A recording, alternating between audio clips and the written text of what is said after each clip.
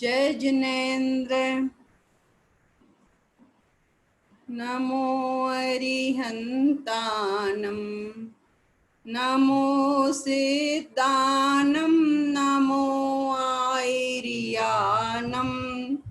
नमो उवज्झायानं नमो लोये सब्बसाहुनं मोक्षमार्गस्य नेतारं वेत्तारं कर्म भूवृतां ज्ञातारं विश्वतत्त्वानां वन्दे तद्गुणलब्धे वन्दे तद्गुणलब्धे। जिनेन्द्र भगवान जैसे गुणों की प्राप्ति के लिए तत्वार शुद्धि ग्रंथराज का स्वाध्याय चल रहा है।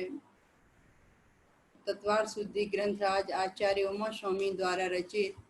अभी आज की चर्चा का आधार दूसरे अध्याय का 13वें सूत्र पर आज चर्चा चलेगी।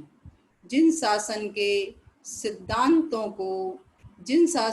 सिद्धांतों को 10 अध्याय में प्रोया, ऐसी छोटी सी रचना में पूरा जनागम का सार भर दिया है।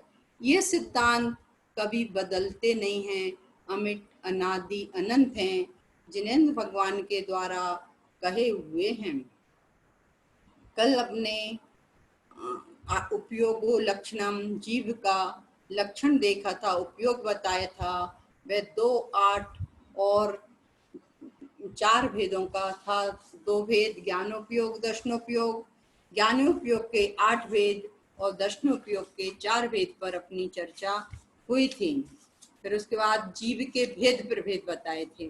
जीव के 2 भेद 10वें सूत्र में संसारिणो मुक्ताश, संसारी और मुक्त, इस तरह 2 भेदों की चर्चाई थी। फिर संसारी जीवों के 2 भेद समनस्का मनस्का मन, और इसके बाद 12वें उसमें संसार जीव के 2 भेद और थे, त्रस और स्थावर। आज स्थावर उसकी चर्चा 13वें सूत्र के आधार से अपन देखते हैं। देखो, ये जो जीवों की चर्चा चल रही है, ये भी जीव हैं। ये भी जीव अनंत गुण सहित हैं, अनंत गुण संपन्न हैं। इनमें भी पारिणामिक भाव है। ये जीवों में भी जैसे सिद्ध परमात्मा है, वैसे ही ये जीवों का भी स्वभाव वही है, और वही स्वभाव मेरा अपना भी है। तो ये भेद बताने का उद्देश्य आचार्यों का यही है कि जीव राशि कि कहाँ हैं और किस किस तरह के जीव हैं, और वह ये पर्यायें जीव ने कैसे प्राप्त की हैं, उसको बताने के लिए यह अर्थ बताते हैं। 13वां सूत्र पढ़ते हैं।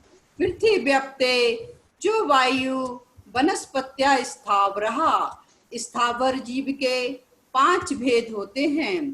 पहला है पृथ्वी, पहला कौन सा भेद है? पृथ्वी कायिक।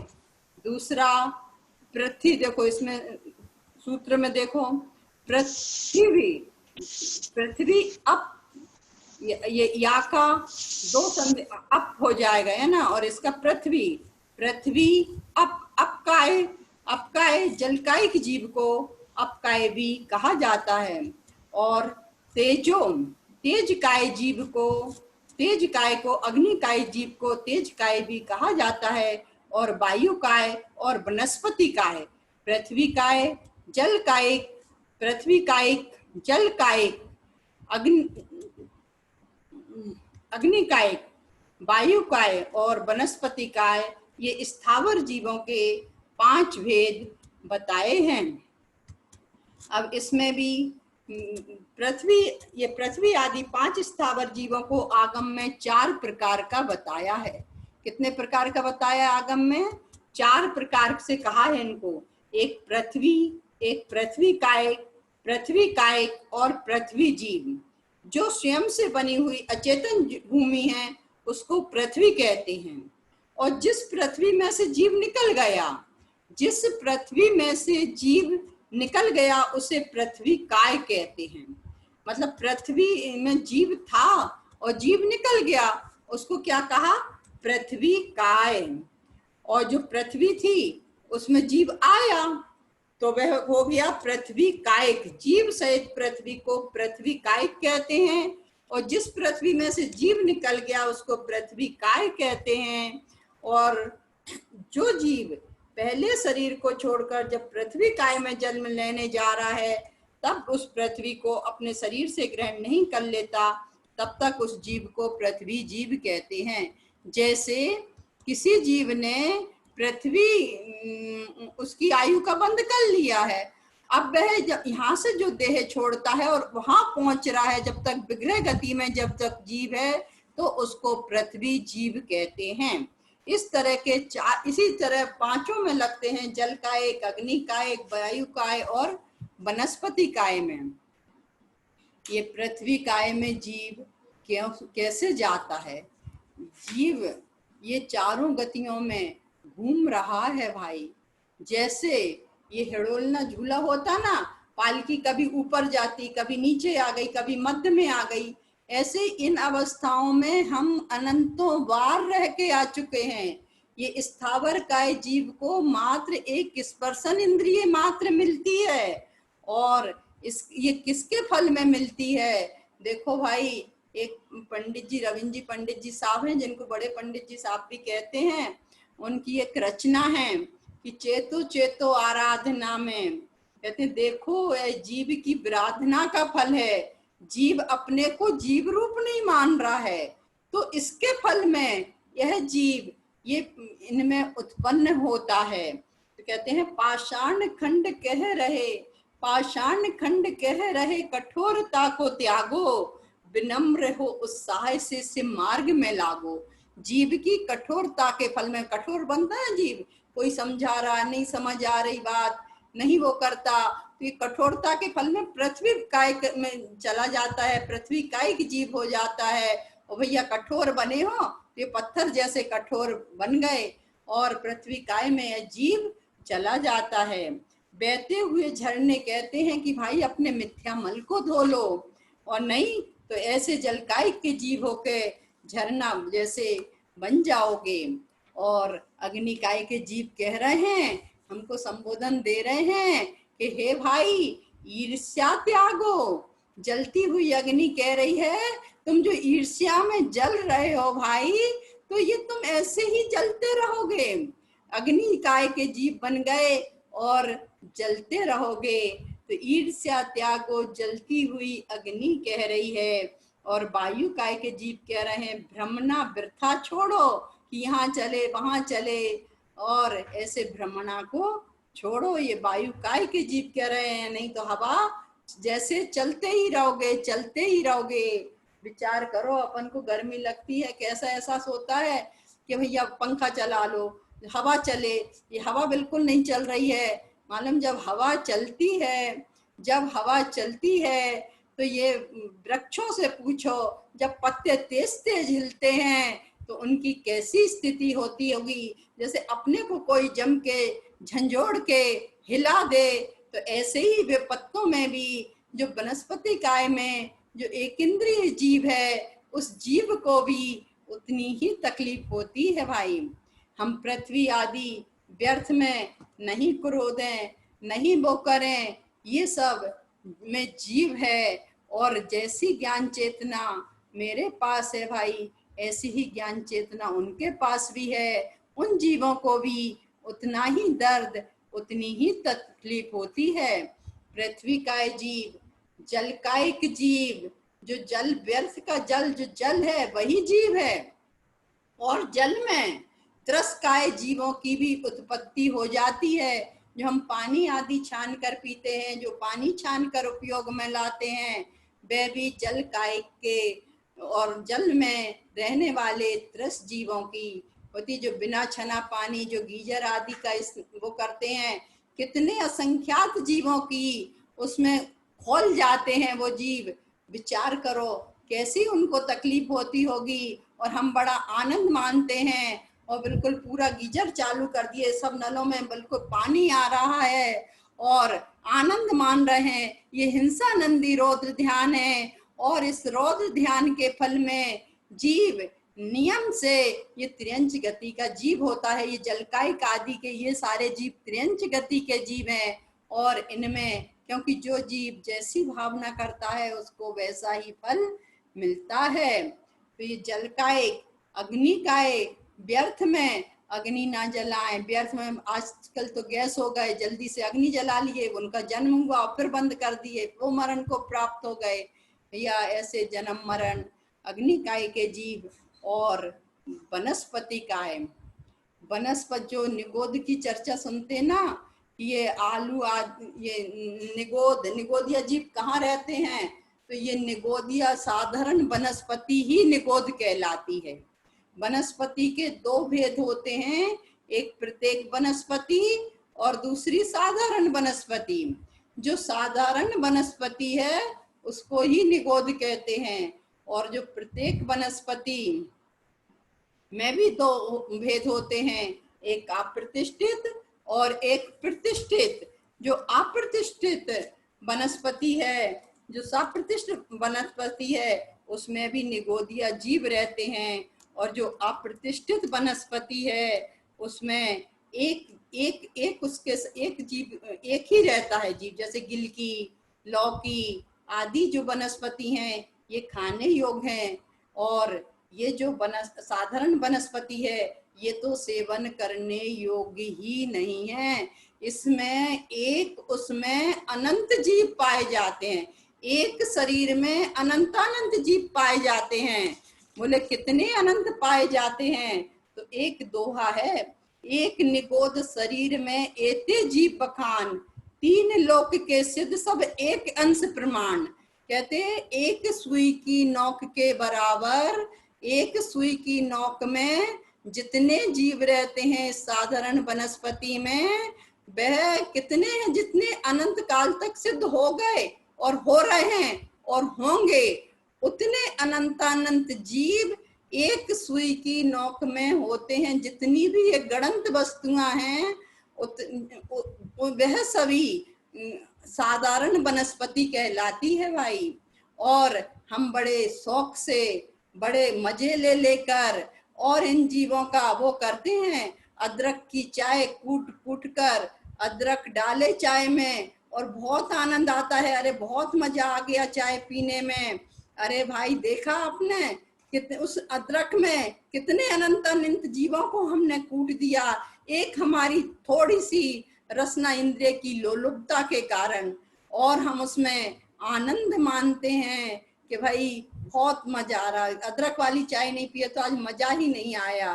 अरे ये विचार करो कि अभी हम अनंत काल से इस संसार में परिभ्रमण कर रहे हैं, कितने जीवों का संयोग मिला है। आज हमारे पुत्र को, पुत्री को, हमारे परिवार के किसी जीव को इतनी सी तकलीफ होती, हमारा कितना दिल दुखता है। ये पूर्व में हमारे ही पूर्वज रहे हैं, हमारे ही माता पिता, हमारे ही पुत्र पुत्री जो कभी ऐसी प्रार्थना की और इन पर्यायों में चले गए और उसके फल में ये वो हुए हैं।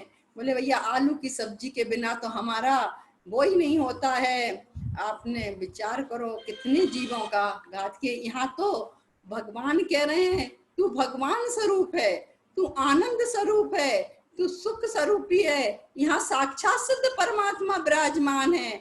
हम मंदिर आदि जाते, अपने चैत्यालय जी जाते हैं, हम जूते चप्पल तक बाहर छोड़ के जाते, अभक्ष वस्तुओं को अंदर नहीं ले जाते। जब हम चैत्यालय में, आज ही शांतानंद जी महाराज जी ने भी बताए थे कि यहाँ यहाँ जहाँ साक्षात सिद्ध परमात्मा विराजमान है, उस चैतन्य तत्व में हम कैसे अवक्ष वस्तुओं को डाल सकते हैं। विचार करना कि ऐसी जहाँ, यहाँ तो एक और कह रहे हैं हम, सिद्ध समान सदा पद मेरो, मैं सदा सिद्ध के समान हूँ।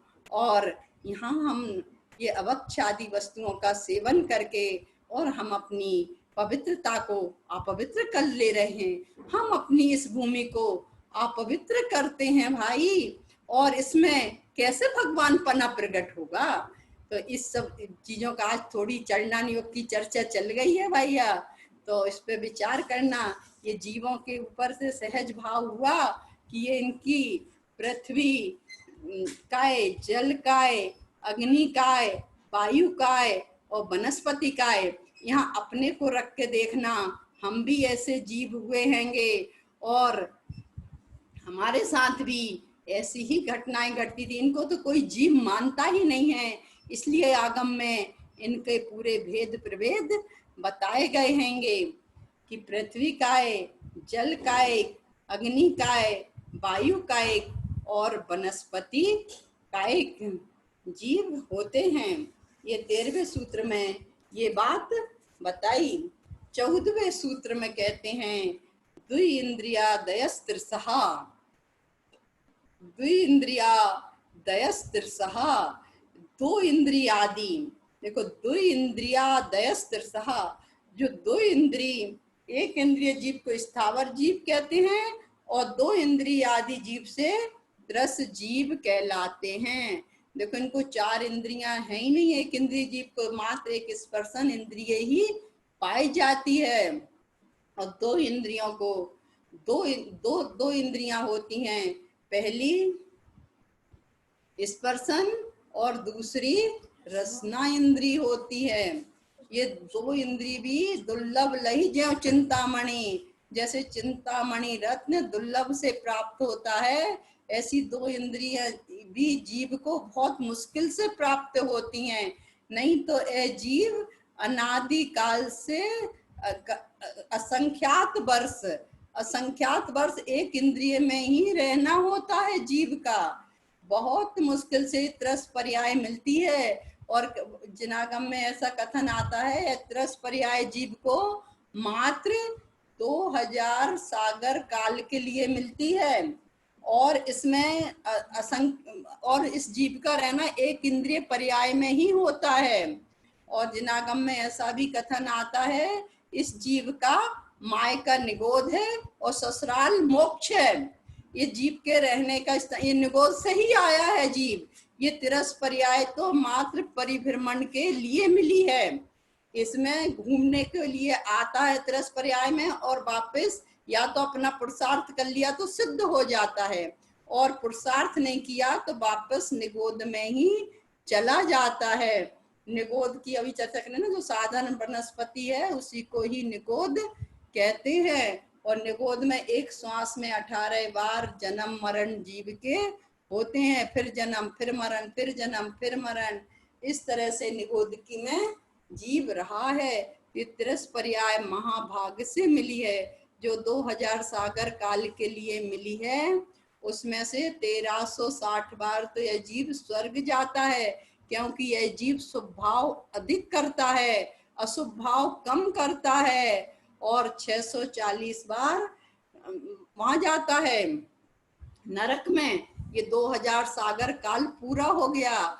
अब इसमें कुछ अधिक में ये जो मनुष्य पर्याय है ये मिलती है। ये 2 इंद्री, 3 इंद्री, 4 इंद्री और पंचेंद्रिय सैन्य सैनीपना और ये मनुष्य पर्याय इस जीव को मिली है। ये मनुष्य पर्याय में भी निश्चित हैं भाव कि कितने कितने भाव रहते हैं। बोले 16 भाव मनुष्य के, पुरुष के, 16 भाव स्त्री के और 16 भाव नपुंसक के। इसमें से 8 तो अपर्याप्त अवस्था में निकल जाते हैं और 8 पर्याप्ति पूरी पर्याप्त में रहते हैं, तो सिर्फ 8 ही भाव रहते हैं।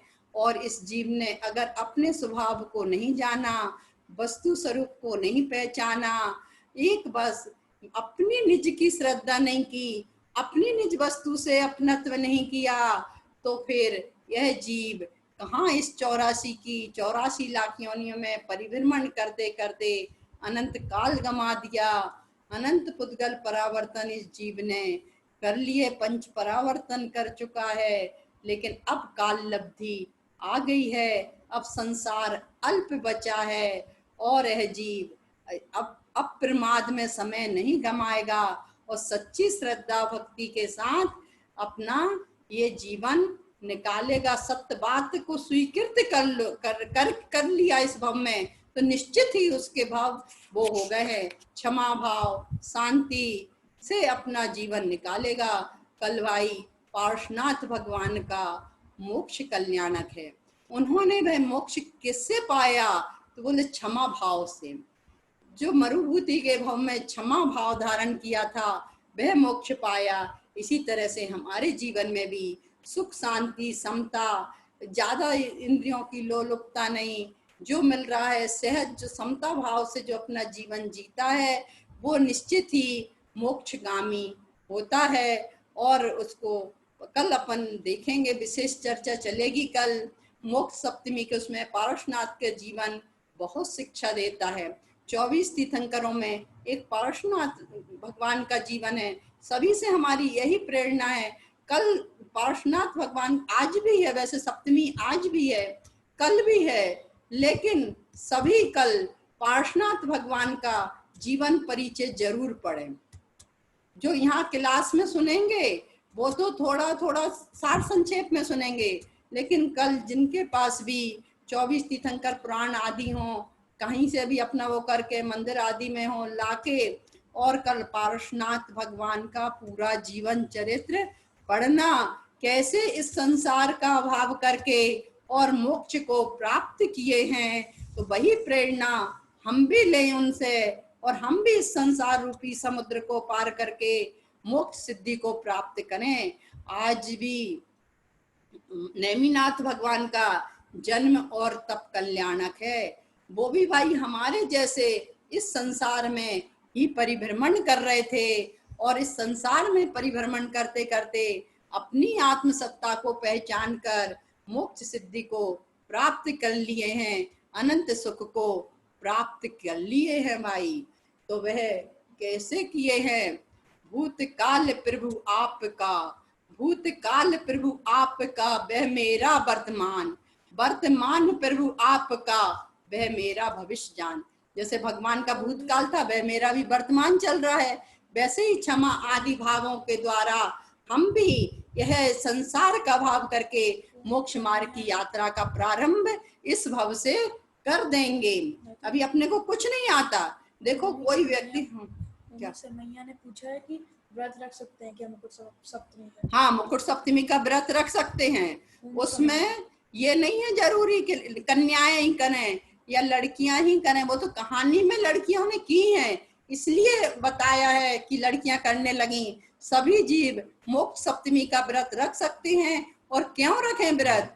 क्योंकि व्रत उस दिन तो हमारे भगवान को मोक्ष हुआ है, उन्होंने तो सब कर्म को नाश करके सिद्ध दशा को प्राप्त हुए हैं। तो सभी कल तो और वैसे भी दो दो पर्व हैं, एक अपना शाश्वत पर्व अष्टमी भी है और मोक्ष सप्तमी का भी दिवस है। तो सभी अपने व्रत भी रखें, नियम संयम आराधना के साथ। ये पर्वों के दिनों में जो नियम संयम आराधना के साथ अपना समय निकालते हैं वो निश्चित ही मोक्षगामी होते हैंगे। देखो भाई, जो जीव अभी भी हो गई, देखो अंजन चोर जैसा भी जीव था, उससे भी कितने अपराध हुए थे, कैसा सप्त व्यसनी था। जब वो जीव तिर सकता है तो हमारे जैसे जीव क्यों नहीं होते? कर्म हो गए, वो भूल हो गई, निकल गई पर्याय, उन पर्यायों को